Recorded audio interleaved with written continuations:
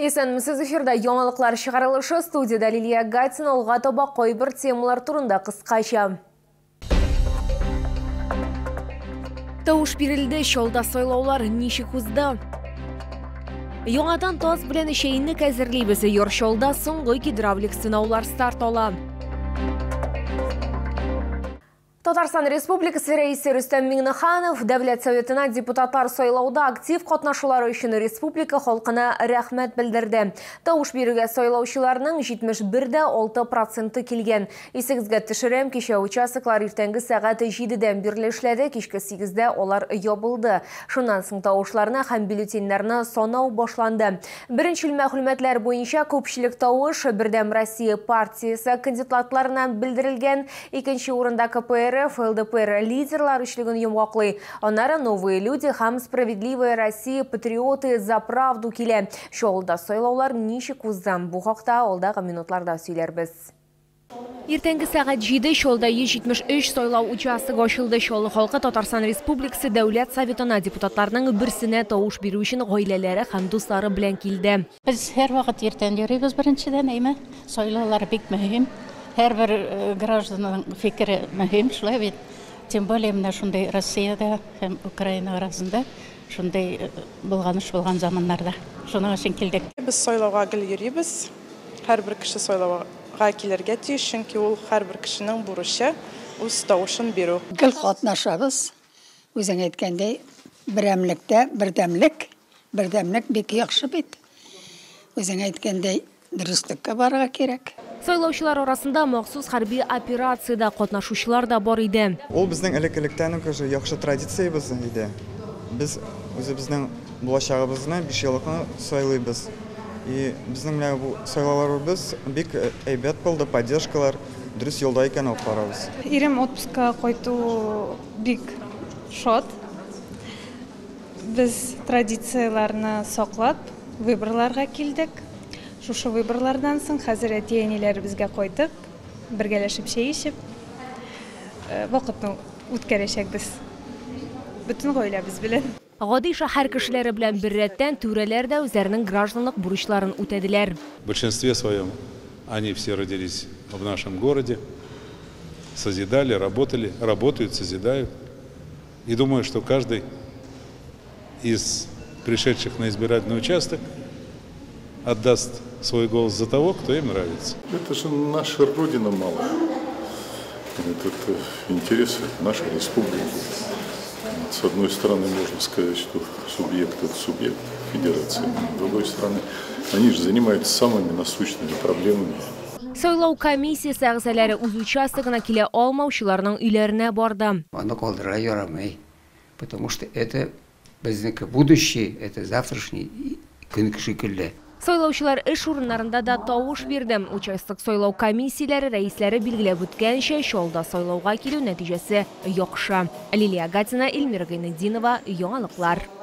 10 сентябрьдә Йоршолда соңгы гидравлик сынаулар старт ала. Бу берни кадәр вакытка шәһәрнең барлык объектлар шул исәптән торак фонды да кайнар сусыз калачак дигән сүз. Бу төр эшләр ел саен җылыту сезоны башланыр алдыннан һәм труба үткәргечләрдә ремонт тәмамланганнан соң башкарыла. Бу эшләрләрдә эритеп ябыштыру эшләренең сыйфатын тикшерү өчен кирәк. Осенние испытания – это по завершению ремонтных работ на магистральных сетях. Мы их проверяем, качество монтажа. То есть, если мы все лето испытаниям подвергаем для того, чтобы выявить после отопительного сезона и устранить, то осенние – это уже как мы устранили, их качество проверяем.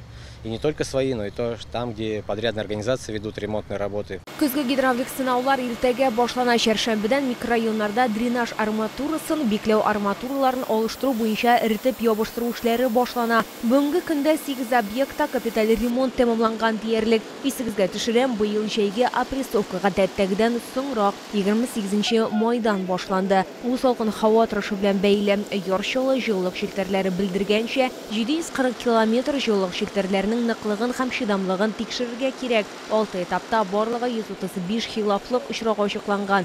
Бу узган ел белән чагыштырганда 30га күбрәк. Qabaq, bәрәңге, гүлҗимеш һәм җиләкләр бакчачылар үз уңышларын вакытлыча оештырылган базарларда сатуны дәвам итәләр. Бакчачылар әйтүенчә, сезон инде тәмамлана һәм нәтиҗәләр ясарга була. Быел уңыш узган елга караганда азрак дип билгеләп үтә алары. Бәяләр ничек үзгәргәнен хезмәттәшем белде. Вакытлыча булдырылган базарларда чаллы халкы ташкабак, патиссон, укроп, петрушка, гүлҗимеш һәм кара миләш таба ала. Ә менә бәрәңге бакчачылар әйтүенчә, быел уңмаган. А картошка нынче как бы у людей не удалась. Из-за дождей больших она просто сгнила в земле, в почве, из-за большого достатка влаги. Вот на картошку нынче не урожай.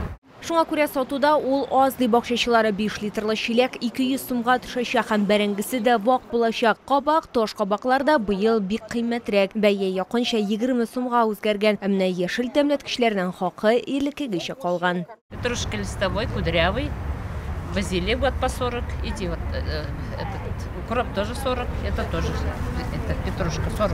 Урам базарларында кабакның бәясе килограммы өчен уртача 70 сум, патиссоннар 80 сум, әче борыч берәмләп 30 сумга сатыла. Балан, гүлҗимеш һәм кара миләшнең 1 литры чиләге сатып алучыларга 100 сумга төшәчәк. Экзотик җиләк Сан-Беррины да табарга була. Менә безнең бакчада Сан-Берри дигән диетический җиләк үсә. Ул карлыган кебек кустикларда. Март айында рассада итеп утыртасың да, койма буена утыртасың. Хәзергә хәтле кышка кадәр менә шулай кап-кара булып бик матур булып утыра. Бик файдалы. Күзгә, диабеттан кем интегә и башка витаминнар да бик күп. Бакчачылар шулай ук чаллы халкына үз бакчаларыннан алма да тәкъдим итәләр. Мәсәлән, 1 чиләк Антоновка 200 сумга төшәчәк. Лилия Гатина, Яна Вальдю, Тимур Сафронов, Яңалыклар.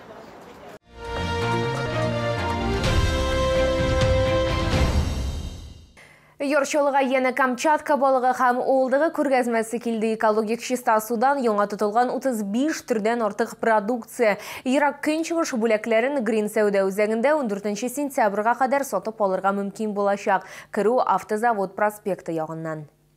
Диетологлар балыкны атнага 2 тапкыр булса да рационга кертергә киңәш итә. Барысы да аның аксымнарга, омега-3 витаминнарга бай булуы һәм минералларның төрлелеге аркасында. Анда кальций һәм фосфордан алып цинка һәм йодка кадәр бар. Ирак көнчыгышның майлы балыгы йөрәк сәламәтлеге һәм баш мие эше өчен мөһим.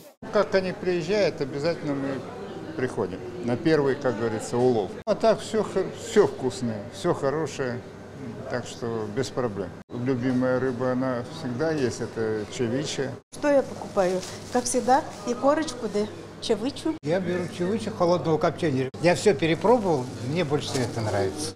Нерка, палтус, тунец һәм ак балык. Киштеләрдә 35 төрдән артык ерак көнчыгыш продукциясе бар. Сатып алучылар арасында Сөлейман балыгы патшабикәсе чавича аерым популярлык казанган. Это хит продажи у нас. Она очень нежная, очень вкусная. Смотрите, как она лосится. Это натуральный рыбий жир, омега-3, омега-6.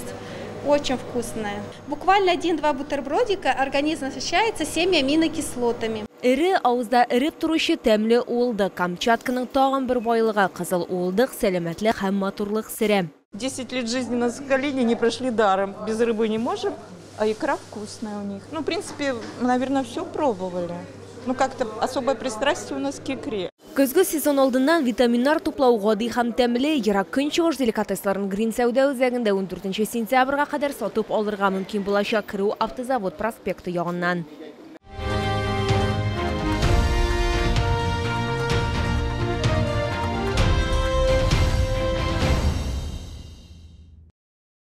Бу сезгә җиткерәсе соңгы мәгълүматыбыз иде. Мин Лилия Гатина, сезнең белән сау булашам. Исән мин булыгыз.